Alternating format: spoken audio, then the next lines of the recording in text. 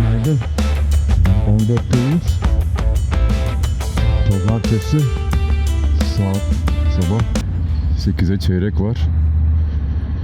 Şu an Oradeya'dan ayrılıyoruz. Bugünkü rotamız 650 kilometre ve 3 ülke içeriyor. Bakalım, şu an çıktık.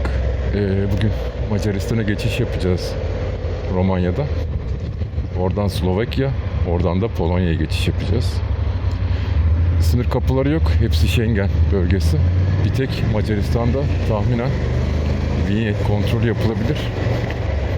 Vinyetlerimizi zaten online aldık biz. Motosikletler için gezeceğimiz ülkeler arasında vinyet isteyen tek ülke Macaristan şu an. Bu turda Macaristan'da 3 gün geçirmiş olacağız. Bugün bir giriş çıkış yapacağız. Bir gün Prag için gireceğiz. Konaklayacağız. Ertesi gün tekrar çıkacağız. Onun için biz bir haftalık vinyeti aldık uygulama üzerinde. O da 10 euroydu.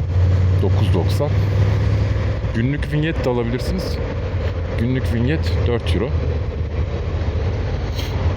Bugün hava şartları biraz sıkıntılı. İyice kuzeye doğru çıkacağız. Yağmura yakalanma olasılığımız yüksek. Hazırlıklıyız. Bakalım süreç ne gösterecek. Neler yaşayacağız. Teker döndüğü sürece macera devam. Saat 8'e 10 var. Macaristan'a bir 123 kilometre sürüşümüz var. Macaristan'a vardığımızda saat 8.06 olacak. Macaristan'la beraber saat dilimi 1 saat geriye gitmiş olacak. Bugün bize bir artı 1 saati kazandıracak bu geçiş.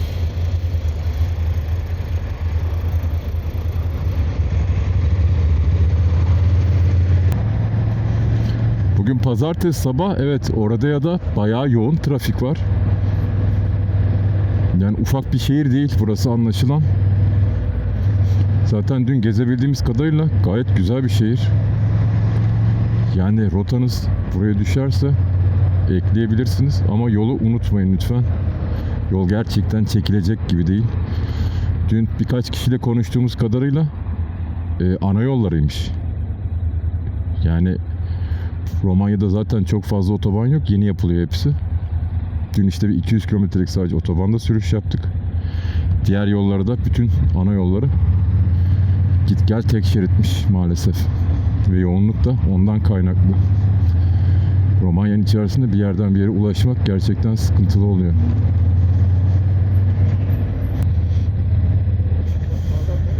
Evet, dönüyorsun. Buradan değil. Buradan değil, ileridekinden. Buradan değil. Buradan. Budapeşte 239.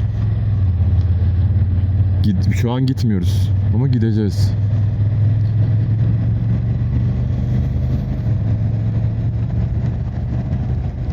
Evet.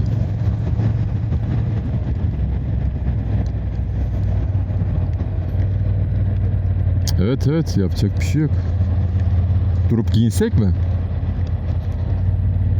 Köprü. Pek açığa benzemiyor Fatih. Ya yürü hadi bakalım ya. Pek açık değil Fatih, ben sana söyleyeyim. Giyelim.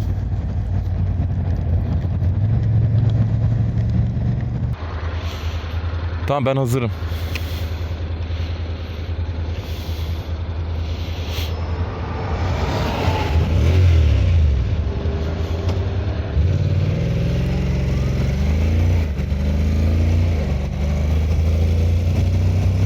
Evet, durduk. Yağmurlukları giydik. Çünkü hava maalesef indirecek belli. Hem Windy'den baktık, hem de Google'dan kontrol ettik. Maalesef önümüz oldukça yağışlı. Bugün yağmurda belli aralıklarla sürüş yapacağız. Hazırlıklıyız, herhangi bir sıkıntımız yok. Yağmur için. hava hem serinledi hem de rüzgar var oldukça. Evet, ben lastik olarak Messeler Rotex 01 kullanıyorum. Önde Fatih Michelin Road 5 kullanıyor. Lastiklerimiz daha yeni, taze lastikler. Bize herhangi bir sıkıntı ya da problem yaşatmadılar. İki lastiğe de güveniyoruz. Tabii limitleri çok zorlamıyoruz hiçbir zaman için. Macaristan sınırına geldik. Romanya'dan çıkış Macaristan'a geçeceğiz. Fakat ikisi de Schengen ülkesi olduğu için transit geçiş yapabiliriz. Yani kontrol olmaması lazım. Büyük ihtimalle sadece vinyet kontrolü yapılıyor. Evet, şu an Macaristan'dayız. Evet, Macaristan'a girdik. Kapılar atıl durumda olabilir Fatih. Kapılar atıl durumda olabilir. Ya yeşil yeşil falan yanıyor. Evet. Evet, gel bakalım. Evet evet. Biz her ne kadar iki teker olsak da. Neyse, şu an iki motor bir araba yapıyoruz. Yo, öbürü yeşil yanıyor. Gel abi. Gir hadi. Büyük ihtimalle durmuyoruz Fatih ya. Bir kimse var mı? Evet, şu an gördüğünüz gibi Macaristan'a geçtik. Bu gümrük polisi büyük ihtimalle bize bir şey demeyebilir. Sen bakarak geç işte, durdurursa durdur, durdurmazsa durdurmaz. Bir şey demedi. Evet, şu an gördüm. An itibariyle artık Macaristan'dayız. Darısı Türkiye'nin başına diyelim. Bugün bol miktarda otoban kullanımımız olacak. Rotamız 650 kilometre. 650 kilometre içerisinde görmemiz gereken iki tane önemli yer var. Bunlardan bir tanesi Slovakya'da Elizabeth Katedrali. Oraya uğrayıp vakit ayırmamız gerekiyor bu süre içerisinde. Slovakya'dan çıkıp Polonya'ya giriş yapacağız. Polonya'da Auschwitz'te yanlış telaffuz ediyor olabilirim. Nazi kampını göreceğiz. Krakow'dan da uzaklığı yaklaşık oranın 60-70 kilometre. Oraya da yetişmemiz gerekiyor. Dolayısıyla bugün iki gezilecek nokta için vakit arttırabilmek amaçlı otoban kullanımı gerçekleştireceğiz. Yağmur da bize ne kadar yavaşlatacak, ne kadar eksi süre yaratacak. Bakalım. Teker döndükçe göreceğiz bunları da. NC için bir Deli Dumrul projesi. Şuraya ayak tekleri ilave ettim. Şase demirine. Boru kelepçesi. Bir de ayak teki aldım. Boru kelepçelerini oraya saldım. Şaseye. Ve şu an çok güzel iş görüyor. Bununla ilgili bir tane görsel koyarım. Yaklaşık maliyeti herhalde 200 lira falan oldu bu tur için. Şu an hayat kurtarıyor. Ayaklarımı şöyle uzatabiliyorum otobanda. Rahat. Arkada sosis çantam var. Şu an için çok keyifli sürebiliyorum. Bir de Temo arkadaşımız sağ olsun hız sabitleme. Şöyle yapıyoruz bunu. 120'ye sabitleyelim.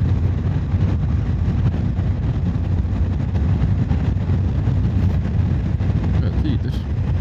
Böyle sıkıyorsunuz. Vallahi şu an çok rahat. Konsept çok iyi.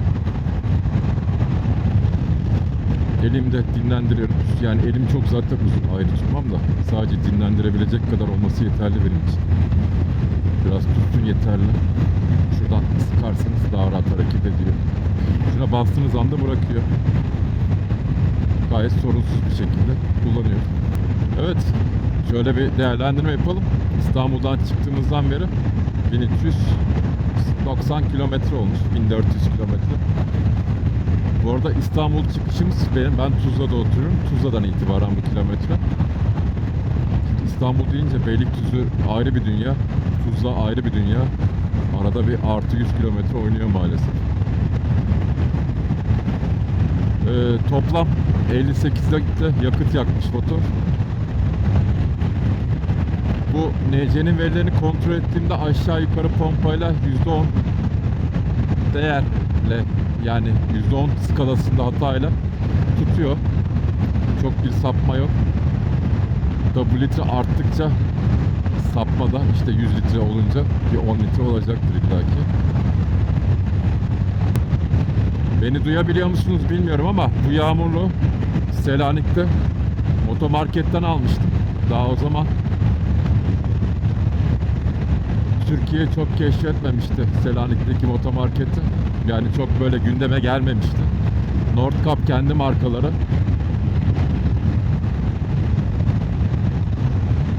Bir şeydi, neydi? Nordlu bir şeydi işte. 2 senedir 2-3 senedir kullanıyorum pardon. 3 seneye geçmiştir belki. Revit ve Dynasty'ların su geçirdiği yerde su geçirmedi. Çok başarılı bir ürün.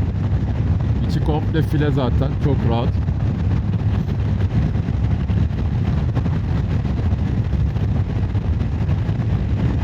Tek sıkıntısı, yani tek benim için eksisi, biraz hacimli bir ürün. Yaptığınızda ufak bir nasıl diyeyim size, yani işte şöyle bir hacmi oluyor kendi torbasında.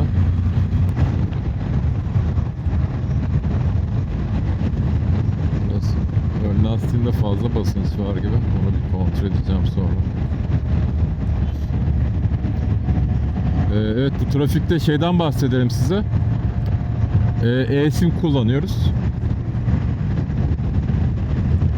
Herhangi bir firmadan, yani yabancı bir firmadan almıyorum ben e-simlerimi.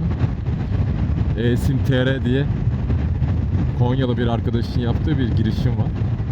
Oranın e-simlerini kullanıyorum. Fiyat performans olarak gayet iyiler. Kendisi zaten en ufak bir problemde hemen size yardımcı oluyor. Bu aldığımız e-sim Avrupa'da Sırbistan dahil. Sırbistan'da genelde e-simler özel almanız gerekiyor ya da dahil olan paketler çok pahalı. Bu pakette Sırbistan'da dahil 12 GB gezeceğimiz tüm ülkeler var. Yani bir sürü ülke var. Türkiye'de var içinde. Yaklaşık 40 ülkede geçerli. Avrupa'da, Balkanlarda artı Türkiye olmak üzere 12 GB'ı yanlış hatırlamıyorsam 900 TL gibi bir rakama aldık.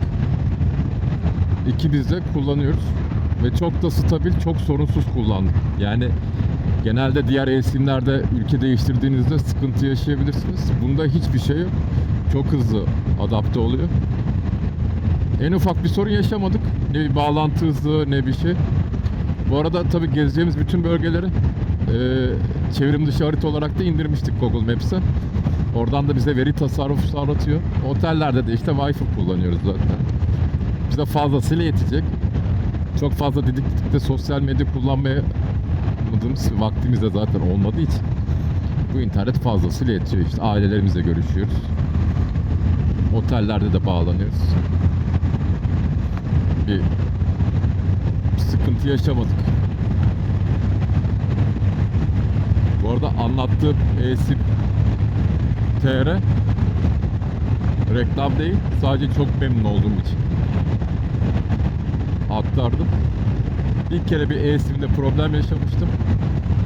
Çözüp yenisini göndermesi yaklaşık olarak 1 dakika sürdü arkadaşlar. Onun için çok memnunum. Herkese öneriyorum. Güvenle kullanabilirsiniz. İnanın diğer yabancı e-simlerden hız ve kullandığı sağlayıcılar diğerlerinden daha kaliteli. Yani özenle seçilmiş belli. Umarım büyür o arkadaş da zaman içerisinde. Bu arada tanımıyorum kendini hiç. Adını dahi bilmiyorum yani. Onunla da şöyle bir karşılaşmamız oldu. Benim telefonum e-sim desteklemiyor. Artık fiziki simler var. İçine e-sim yazdırabiliyorsunuz bir telefonla. Ben de o fiziki e-simi oradan aldıktan sonra arkadaşla tanıştım. Çünkü yurt dışı seyahatlerim bayağı oluyordu. E-simli bir telefon, yani bu telefon bana fazlasıyla yetiyor. E-simli bir telefon aramaktansa alayım, işte e-simli bir telefon alayım. Ona vereceğim parayla 650 lira o arkadaştan o fiziki e-sim kartı aldım. İçine e-sim yazdırıyorsunuz, kullanıyorsunuz.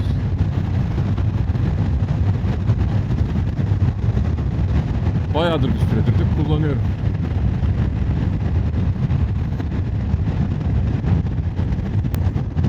Evet, bugün hava çok güzel. 24 derece. Çok rahat sürüyoruz. Üstümüzde zaten yağmurluklar var gördüğünüz gibi.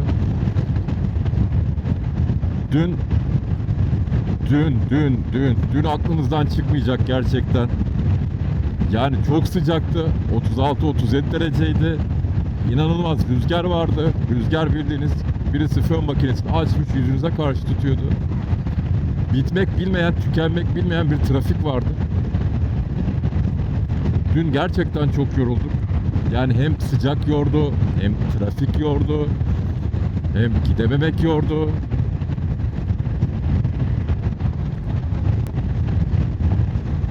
Dolayısıyla Bükreş'ten Macaristan tarafına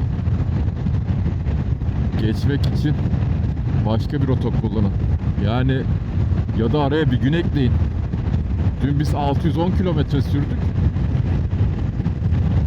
Yaklaşık 12 saatte sürdük. Ve biz gelip isyan ettiğimizde oradaki yerli halk çok iyi gelmişsiniz dedi.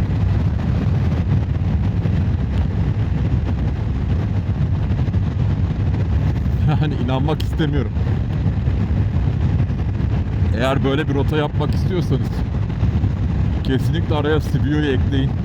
Belki Transfagaraş'tan Transalpinya'yı da çıkartırsınız bir gün. Oradan Macaristan sınırına doğru gelirsiniz Romanya'nın. Orada ya çok güzel bir kasaba ve büyük bir şehir. Kasaba mı şehir mi diye geçiyor bilmiyorum artık. Galiba yok. Hangi dünkü çocuk? Hakikaten mi? Rezil herif. Evet, burada da kendimiz dolduracağız arkadaşlar. Ben bu arabanın yanına giriyorum.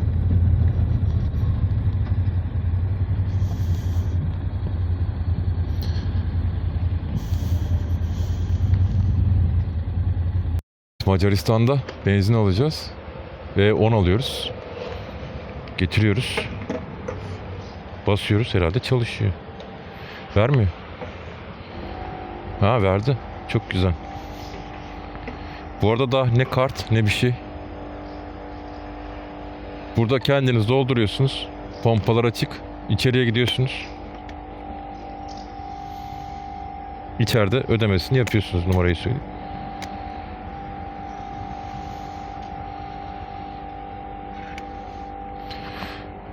Bu arada 8 litreyle yetiyormuş. Biraz taşırdık ama yapacak bir şey yok. Bu işi de artık yavaş yavaş öğreneceğiz. Herhalde yeter. Fazla bile oldu. Evet, bu kaç numara bakalım. Şu arkadaşı kapatalım. Size şey de gösterelim bu arada. Sosis çantayı ne kadar sürede takıyoruz. Şimdi şunu şöyle biraz gevşetiyoruz. Şunu şöyle biraz gevşetiyoruz. Temu sağ olsun. Sosis çanta için gayet de mutluyum. Çok da zorlamıyor bizi. Buradan alıştık artık diyelim. Şöyle koyduk.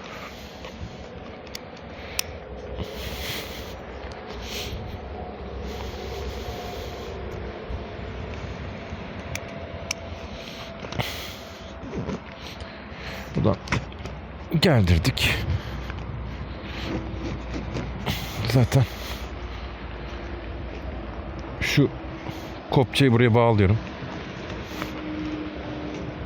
Şu arkadaşlar uçuşmasın diye, kayışlar.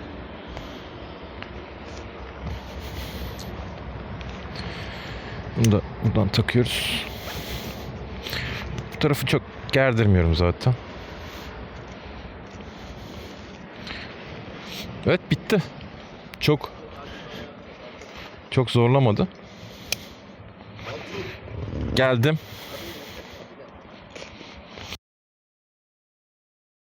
Evet, Macaristan'dan benzinimizi aldık. Şurada sıfırlamış zaten otomatik. Nece'nin boyu çok güzel. Yakıt alınca otomatik sıfırlıyor. Eğer menüsünden açarsanız. Umarım B'yi sıfırlamamıştır. B'yi sıfırlamamış. Fatih'i bekliyorum. Fatih biraz benzincide oyalandı. Biz kalın giyinince hava sıcak geldi, onun için bir hareket etmek istedim. Macaristan'dan da çıkış yapacağız bugün. Slovakya Kosice ya da Kösice diye okunuyor. Artık nasıl okunuyor, nasıl telaffuz ediliyor bilmiyorum. Yani ben direkt okuduğumuz gibi söylüyorum size. Oraya bir uğrayacağız. Orada Elizabeth Katedrali'ni ziyaret etmek istiyoruz, görmek istiyoruz. Orayı görüp oradan da Polonya'ya geçiş yapacağız. Yani bugün 3 ülke var aynı anda, aynı gün. Polonya'da da Krakow'a gideceğiz. Krakow'da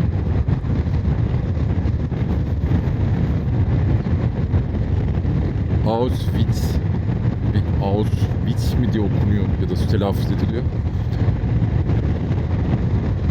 Nazi toplama kampını göreceğiz orada. Bugün onun için, oralara vakit ayırabilmek için zaten otoban kullanıyoruz. Hani alternatif yollar da var. Bu ikisini o güne sıkıştırdık. Çünkü yarın gezeceğimiz, yaklaşık 3-4 saatte ayıracağımız bir tuz madeni var Krakow'da. Auschwitz için bilet ve gezi almadık. Kapıda bilet alıp kendimiz gezeceğiz. Çünkü saat kaçta varabiliriz, nasıl olabilir? Onları tam bilmiyoruz. Burada da yol çalışmaları. Yazın maalesef hava şartları daha müsait olduğu için tüm yol çalışmaları start buluyor.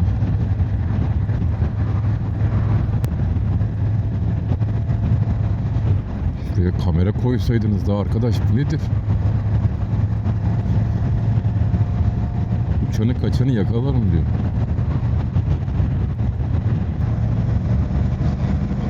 Evet. Abi evet, o nasıl bir şey yapmışlar ya? Bunu gece falan görebilmek, zaten görme şansın yok. Şu gerçekten ya direkt düşersin yani. Direkt.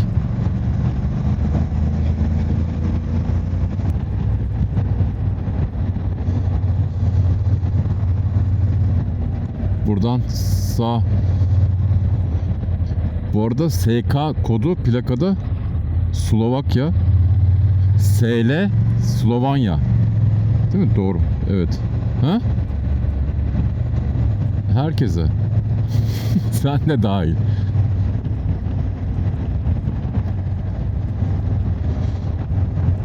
Dünyanın bu kadar ayçiçek üretimine ihtiyacı var mı ya?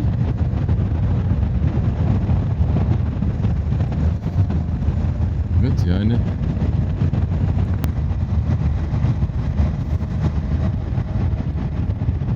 Evet, gümrüğe geldik. Şimdi sınır, Slovakya'ya geçtik. Evet, şu gördüğünüz tabelayla beraber Slovakya'dayız artık. Evet, sağdan giriyoruz.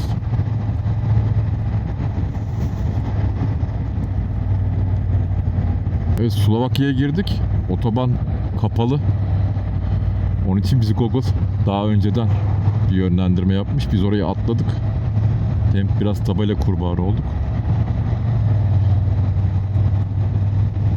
Şimdi ara sokaklardan, yani ara yollardan sürüp sanırsam gene otobana bağlayacak. Tamam, bizi Google o yola bağlayacaktı direkt. Buradaki yola bağlayacaktı. Biz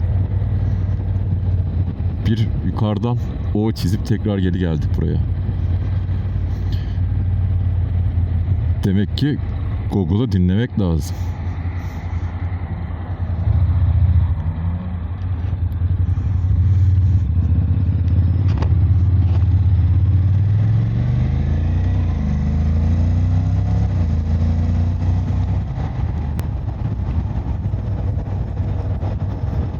Windows arka planı. Benim yaşımdakiler hatırlar herhalde.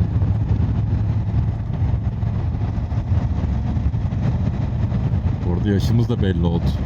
50'ye merdiven dayadık artık. Slovakya'da da vinyet uygulaması var. Yani gişe yok otobanlarda. Vinyet alıp gidiyorsunuz. Fakat burada da motosikletlere free vinyet istemiyor.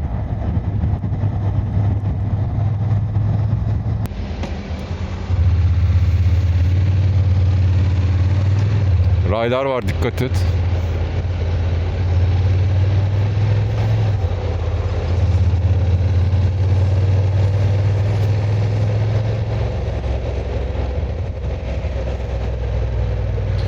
Bu değil. Bu değil. Bundan sonrakinden döneceğiz. Gel.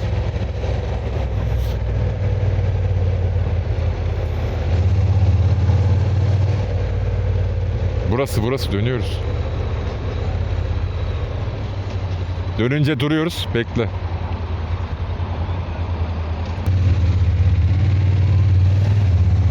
Fatih.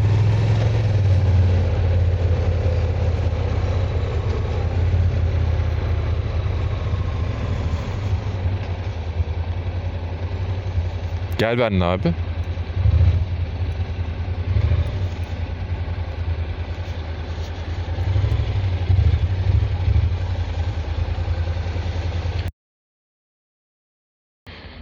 Evet, Köstüce'ye geldik.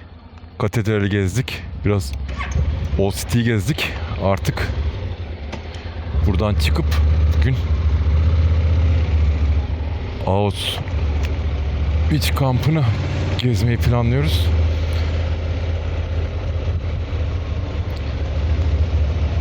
Ona da oraya biraz fazla vakit ayırmamız gerekiyor. Katedralde bol miktarda gelin vardı. Bir tanesi gidiyor. Ne diyeyim? Allah bir yastıkta kocasın. Fatih, bunlarda Allah bir yastıkta kocasın deniyor mu ya? Tabii ki.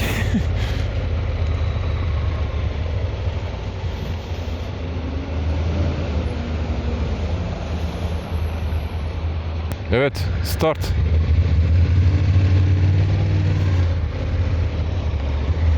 Türkiye'den kalma alışkanlık. Yeşil yansa da kontrol etmeden geçemiyoruz. Evet, Köstüce'den çıktık. Old City'yi çok fazla çekemedim size. Yani çekemedim derken hiç çekemedim. Aşırı sıcaktı. 38 dereceler civarında. Ve her taraf taş olduğu için gölge yok. Çok hızlıca gezdik. Bir kahve içtik ve devam ediyoruz şu an. Gezilecek, konaklamaya benim için değer bir alan.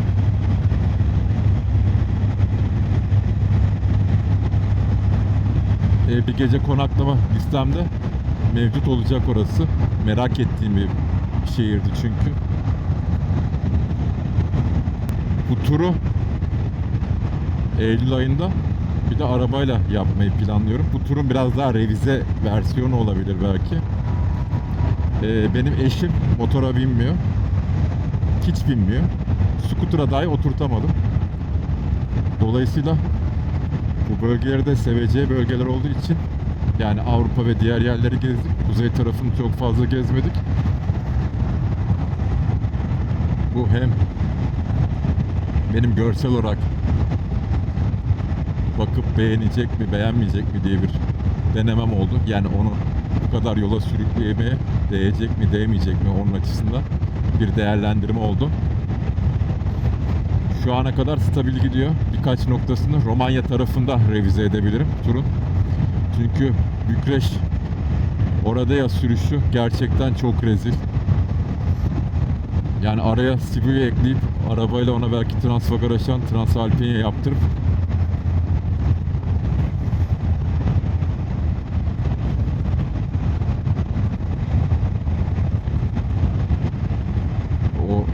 o şekilde revize edebilirim. Bu kısmını da Romanya'dan çıkıp direkt Krakow'a sürmek değil, burada bir gece konaklayıp Kösice'de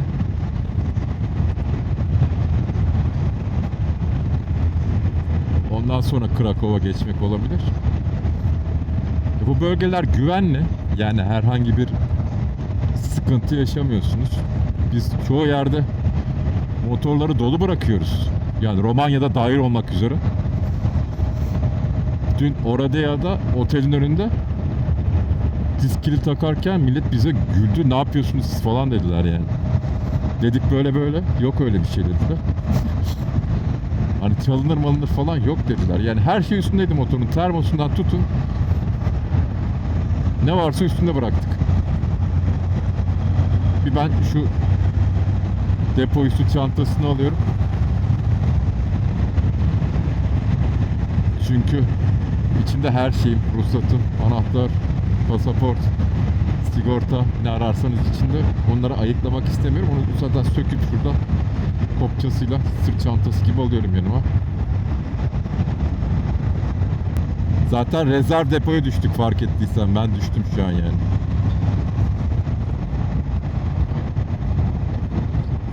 Vallahi yoksa canım vermiştir açış herhalde. Bilmiyorum. Evet.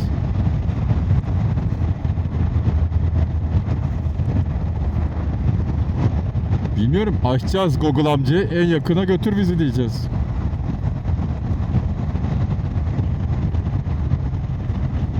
Evet dostlar, biz şuraya süreceğiz.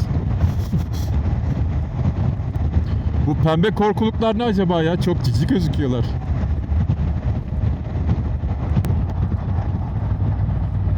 Toprat.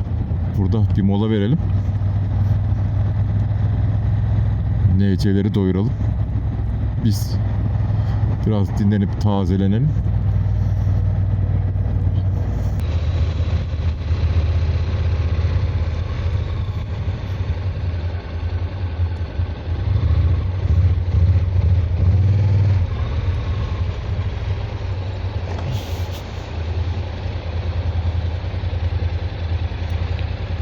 Evet, buradan da bir yakıt alalım. Evet, yakıt aldık. Artık burada Euro bölgesi. Euro geçiyor. Slovakya'da Euro kullanabiliyorsunuz. Her işlemi zaten kartla hallediyoruz biz. Nakit şu ana kadar neredeyse hiç kullanmadık. Polonya'da tekrar Euro bölgesi, yani Euro kullanılmıyor orada. Kendi para birimleri var. Böyle devam ediyoruz. Kredi kartları sağ olsun bir şekilde kendi aralarında anlaşıp buradan çeviriyorlar. İşte biz ödüyoruz. Şu anki hedefimiz Polonya sınırına ulaşmak. Polonya'ya ulaştıktan sonra Krakow'dan da Nazi kampına, Auschwitz'e gitmek. Auschwitz'e bir 205-206 kilometre gibi mesafemiz var. 3 saate 15 dakika veriyor navigasyon. Eğer her şey yolunda giderse biz de 5 gibi kampın orada olmayı planlıyoruz. Yolda devam edelim.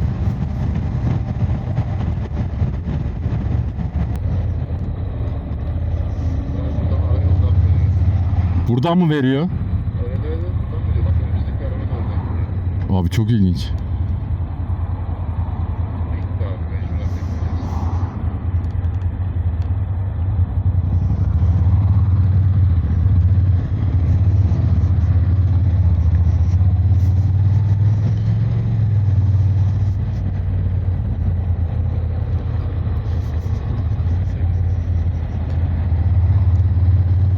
Güzel ya, adamlar korumuşlar abi.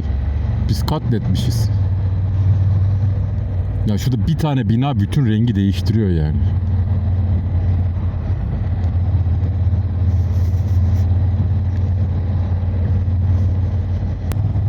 Evet, Google amcaya uyarak gidiyoruz. Yolumuz bu. Yol güzel, keyifli, eğlenceli, artı serin. Ama doğru yolda mıyız bilmiyoruz. Google'a güveniyoruz bu konuda. Ya Polonya insan gibi sınırdan geçeceğiz ya da böyle dağ yolundan irtica eder gibi bir sınırdan geçmiş olacağız herhalde. Bakalım, o sınırda size göstermiş oluruz. Burası bir kış sporları mevki gibi gördük şu ana kadar. Evet, güzel bir yola çıktık. Güzel bir yoldan güzel bir yola çıktık hakikaten. Biz demek ki ara yollardan bir yere getirdi. Şu dağları bir şekilde pas edip herhalde Polonya'ya inmiş olacağız.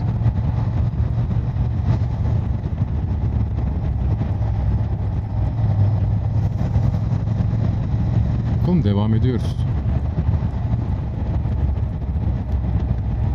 Ama burası bir güzel turizm bölgesi. Yani her tarafta tesis, araba.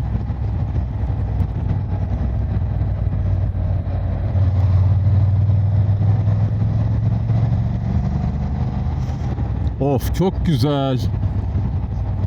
Evet, çok güzel, çok güzel. Çok güzel, çekiyorum. Yani burada motosiklet sürmek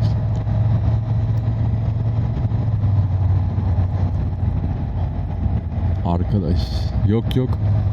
Burada motosiklet sürmek dedim, çok güzel bir duygu dedim.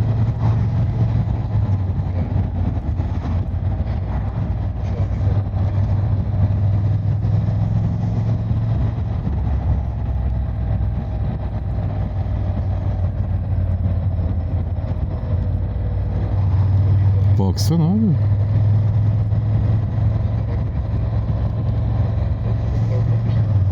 Evet, kalınabilirmiş de. Vakit olsa olabilir tabi. Yok.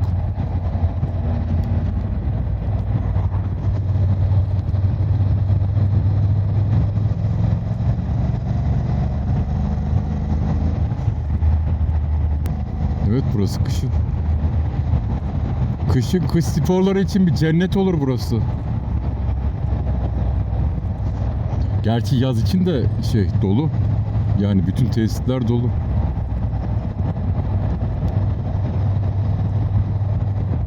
Hepsinin önüne araba yığılı. Hız sınırı 50.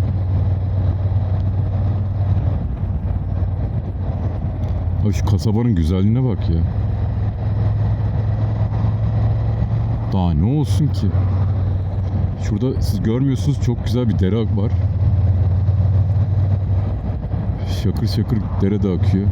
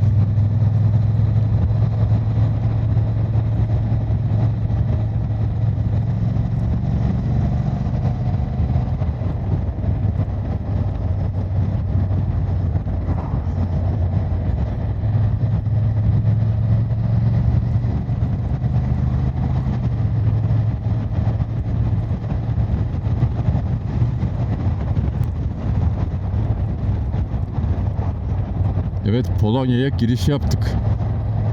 Artık an itibariyle Polonya'dayız.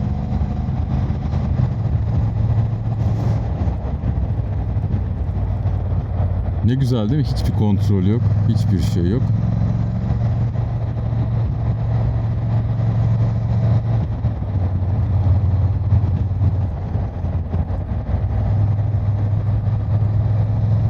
Artık plaka kodumuz PL. Vinyet burada da var. Araçlara var. Motosikletlere yok.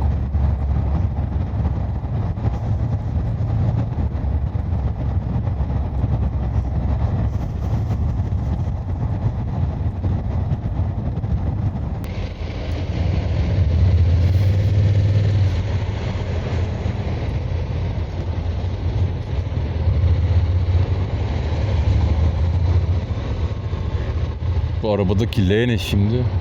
Yaya var. Abi abla bebek arabasıyla kafasını çevirip sağa bakmadı. Yani milletin duracağından o kadar emin ki.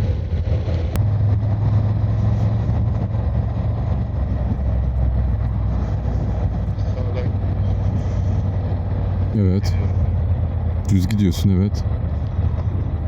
Şu an bize yeşil yandı hatta. Tır ayrılıyor. Ne güzel.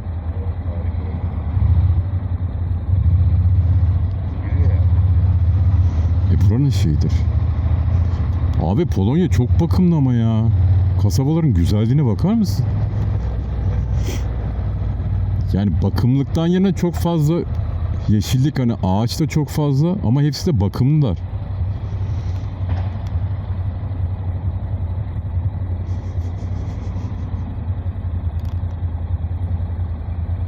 Trafik yokmuş lan. Yaya bekliyorlarmış. Yaya bekliyorlar.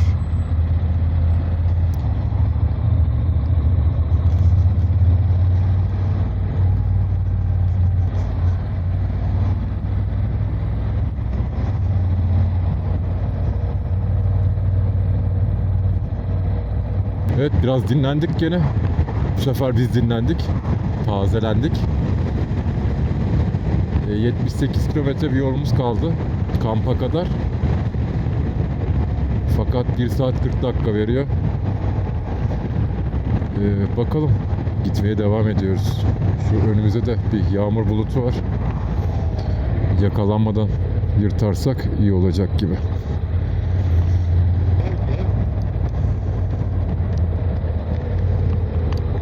Yani görünen köy kılavuz istemez yani.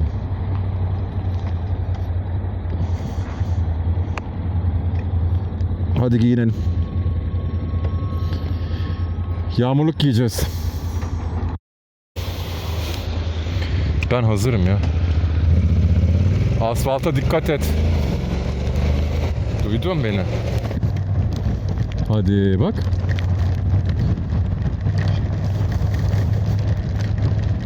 Dedim sana. Evet, sonunda yağmurla giydik. Allah'tan giymişiz. Yağmurda biraz sürüş olacak şu an. Bir buluta yakalandık sonunda bugün. Ne zamandır yok. Ben Ray moda geçiyorum Fatih. Yere dikkat et.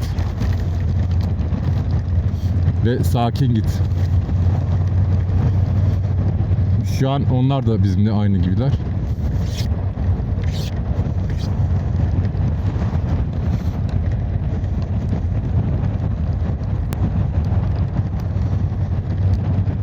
Ama bu belliydi yani, Polonya'ya kadar çıkıp yağmura yakalanmamak imkansız zaten. Bir yerde illaki hava şartları yakalayacak.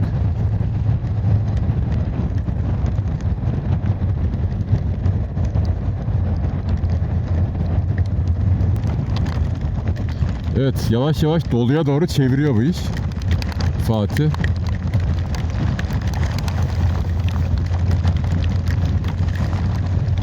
Süreceğim mi, gireceğim bir yere? Tamam, bulursan gir çünkü sen kötü ıslanacaksın. Benlik bir problem yok ama. Bu arada Fatih yağmurluğun altını giymediği için üşengeçlik yaptı. Benzinci var, gir. Evet.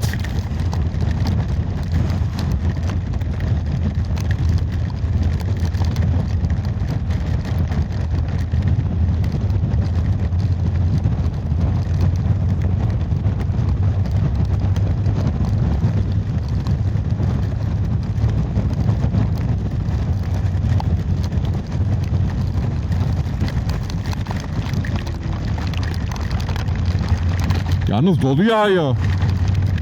Yani vurdukça acıyor, bir tarafım acıyor.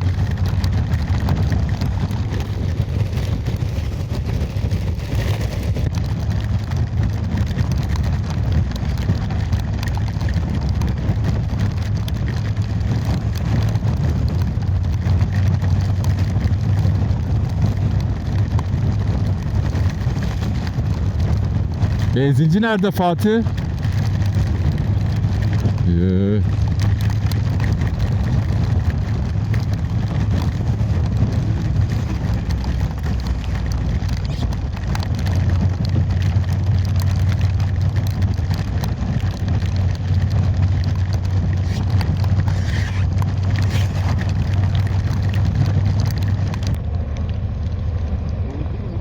durdu. Nereye gitti de?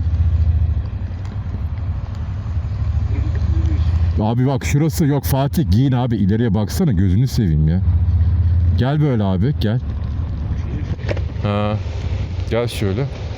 Bak bu motorcu abiler durmuş. Oo, bunlar eski BMW'ler ya.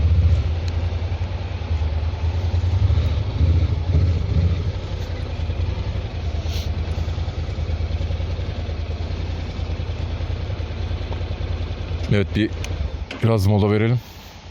Bir de ben vizörü değiştireyim. Siyah vizör var. Bunda zorluk yaşayacağız.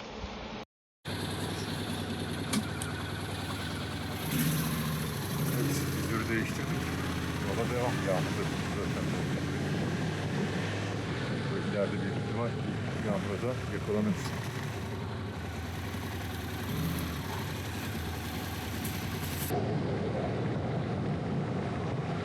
Evet, şey işte meydanı. Baksana. Olay. Aynen. Roko. Daha güzel. Bu şey tabi abi, işte Orta Çağ'dan beri kalan şehir meydanları. Türkiye'de hiçbir zaman açık olmayan. Şöyle size göstereyim. Biraz görebilirsiniz. Bizde çok tarihi bilgi yok bu arada. Boy ağırlıklı.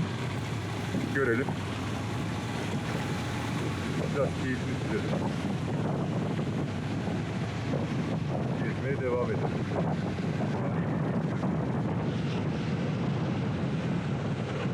Pamukkale kebap var burada.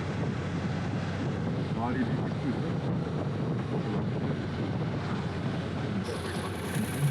Ama biz daha gidebiliyor muyuz bilmiyorum. Herhalde gidiyoruz ya. Gel bakalım.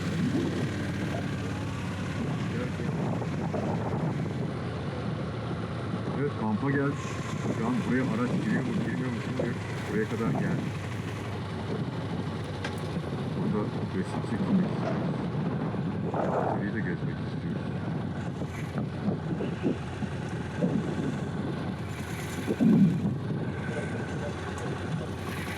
Fatih, burada şöyle bir sıkıntımız var bizim.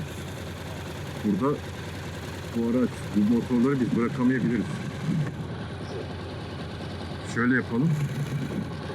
Şurada bir resim çekilelim. Güneş nerede? Burada. Şu an çekilemeyiz. Yani bunları bir motorları bir yere bırakalım abi. Şuraya girelim. Hangisi o taraf? Tam oraya gidiyordum işte.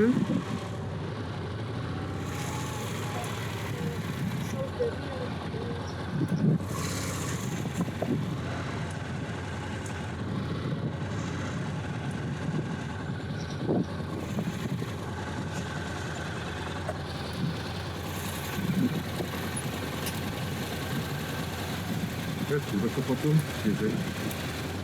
Sonra tekrar başlayalım. Hadi.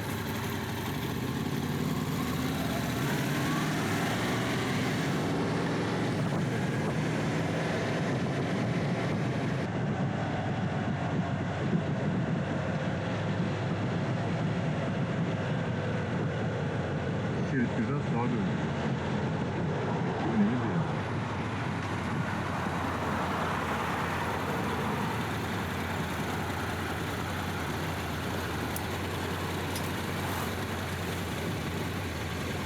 Saat hava serinledi artık, herkes bisikletleriyle beraber. Orada çok güzel derenin kenarında rut vardı, gördün mü onu? Tepede bisiklet rutu yapmışlar böyle.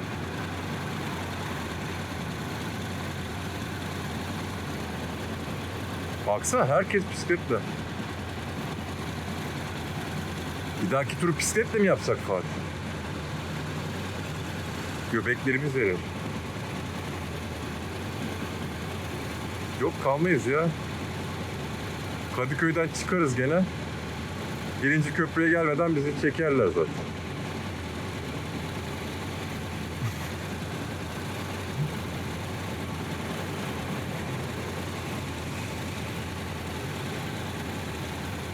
Ya niye heyecan yapıyorsun?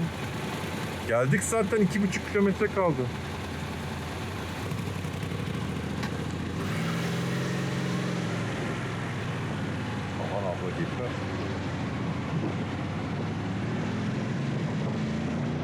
BP bayağıdır görüyorum.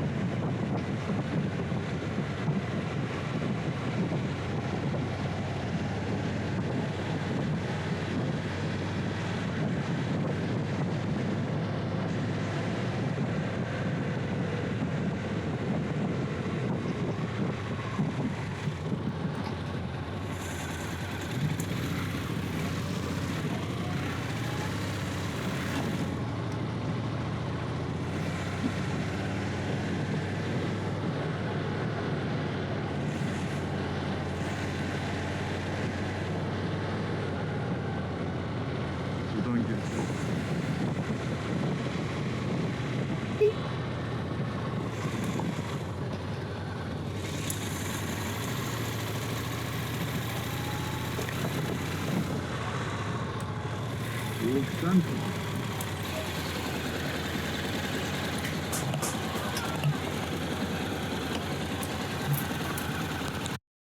Sen sonunda otelimize yerleştirdik. Otel Galicia otelimiz. Burada Filio otoparkı yok. Her araç alanı için otopark ücreti ödüyorsunuz. O da 20 zoriti yapıyor. 20 zoriti şu an yani bugün kurla yaklaşık 440 TL gibi bir para yapıyor. Biz iki motoru da tek alana soktuk bu şekilde. Şu an böyle duruyorlar. 20 zoriti ödedik. Tek alan işgal ettiğimiz için.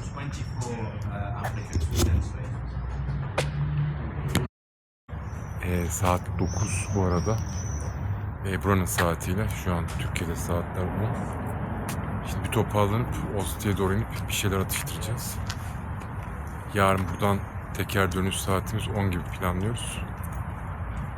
Tekrar Ostia'da buluşuruz. Evet, Old City'ye geldik. Size ne kadar yansıyacak bilmiyorum kamerada ama muhteşem. Klasik bir orta çağ kasabası. Çok güzel korunmuş burası da. Meydanlar, binalar, yapılar. Oni już są jakieś tak muszą.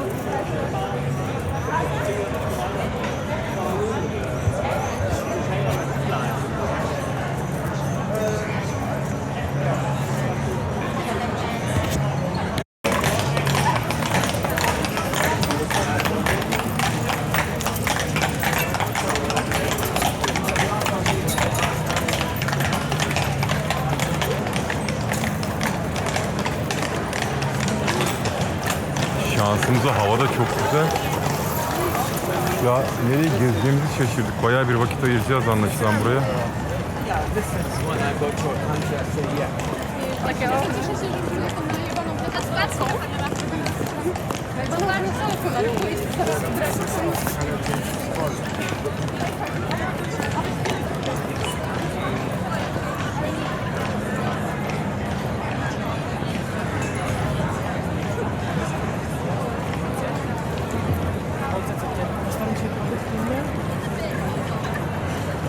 Biraz da şuraya çekelim bunu. Ben size nasıl göstereceğim bilmiyorum. Şöyle uzaktan bakmak daha doğru olacak gibi ama.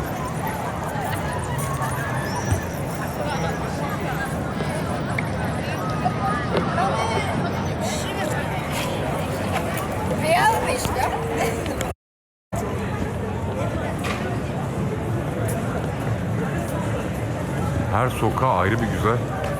Geze geze bakıyoruz.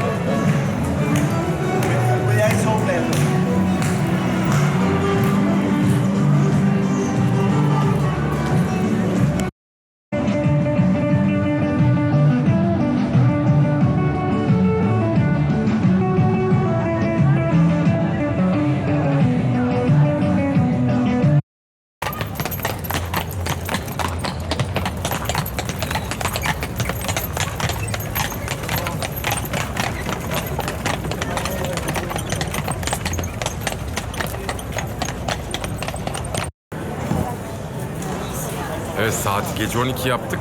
Bugün pazartesi olma sebebiyle restoranların çoğu 10 itibariyle mutfağı kapatıyor ve sadece içkiye geçiyorlarmış. Kendimize göre bir şeyler bulduk, atıştırdık. Artık otele doğru çekilip dinlenelim. Bu geceyi de burada sonlandıralım. Biraz da otelle ilgili bilgi veririz. İyice odayı bir gösterelim. Fiyatlandırmasını anlatalım. $100 domingo. 100 pina Krakow beklediğimizden çok iyi çıktı. Gerçekten geldiğimizde fazlasıyla değdi. Peki, iyi geceler. Görüşmek üzere diyelim. Yarın devam edecek. Biraz gösterelim. Otelin bir handikapı var. Onu da anlatırız size şimdi. Burası resepsiyonumuz. Evet. Otelde asansör yok. Dolayısıyla eşya taşımak sıkıntı oluyor. Onun için de şöyle bir çözüm üretmiş bu arkadaş da. Firmanın kullandığı, yani otelin kullandığı yük asansörü var. Yük asansörünü odaya çıkartabiliyorsunuz. Yük asansörü koridorun en sonunda, alt kattan yangın merdivenlerinin oradan asansöre ulaşıyorsunuz. Asansörden eşyalarınızı odaya çıkartıyorsunuz. Bizim Allah'tan şu kapının arkasında asansör. Odayı da gösterelim size. Odamız bu şekilde. Şurada bir banyomuz var.